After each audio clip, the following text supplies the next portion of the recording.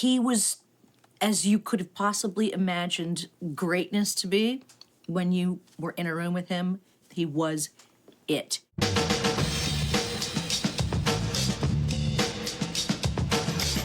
He was ephemeral, he was otherworldly, and he was as talented or more talented than what you'd expect.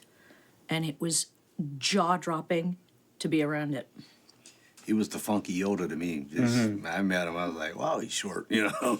But funky is I don't know what, you know. For me, it started, Prince was very unfamous, and we were very unfamous together. But he still had all these magical qualities. So there's, like, he used to practice being a rock star. Like, he couldn't go into restaurants or he couldn't go into a gas station because he was going to be a rock star. He was going to be famous. And it's just like, okay, well, I'll go for you. Get whatever we're getting, soda or whatever we're getting.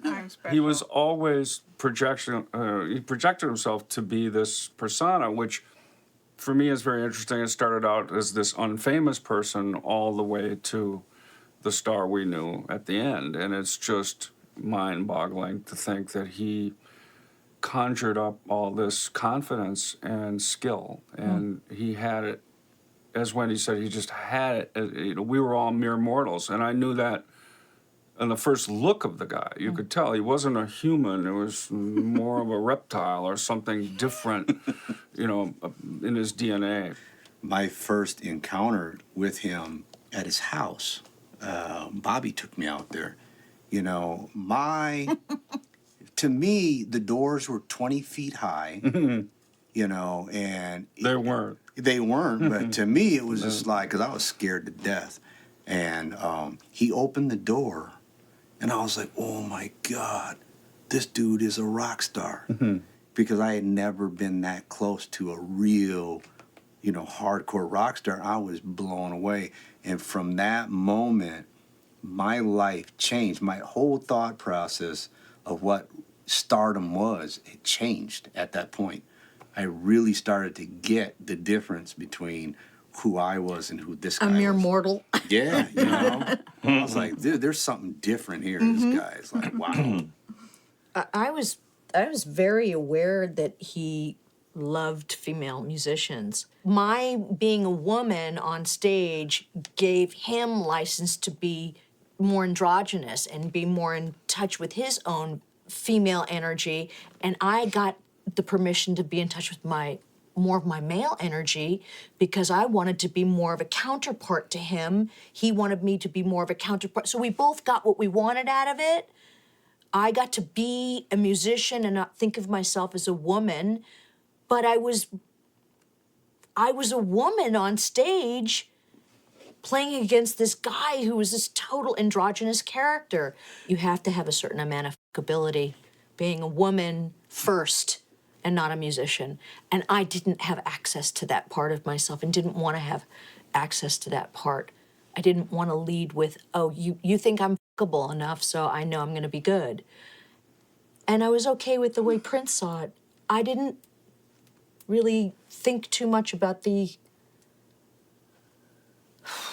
didn't have much of a relationship to what it really meant in the big picture in him and his world. I was honored to be in this band. That was more like it for me. Is like, oh my God, I'm part of the revolution. I'm not we're the chicks in the band, but he's a Jew, and it's a black guy. Hey, hey.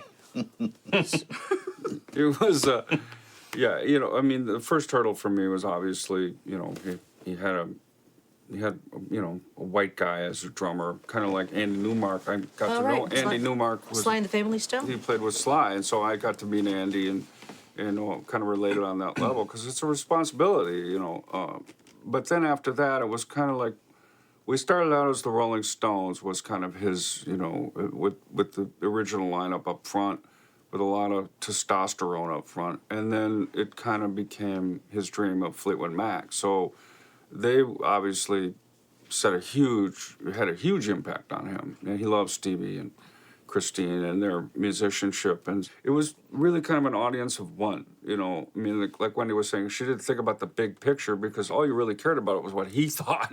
You know, how that translated to the world. You know, really didn't affect us because it was all about his world. And even to this day, we know that there's a whole world out there going on, mourning him, and we can't wait to get to everyone and see them and play for them. But we're still talking about him and relating and trying to process everything that we went through and the gender and what he that was his grand vision. You know, that's what Paisley Park is. That's what Uptown is this band, is the gender, is the It's races, gender inclusive and race inclusive. white, black, Puerto Rican, Everything. everybody's just a freaking.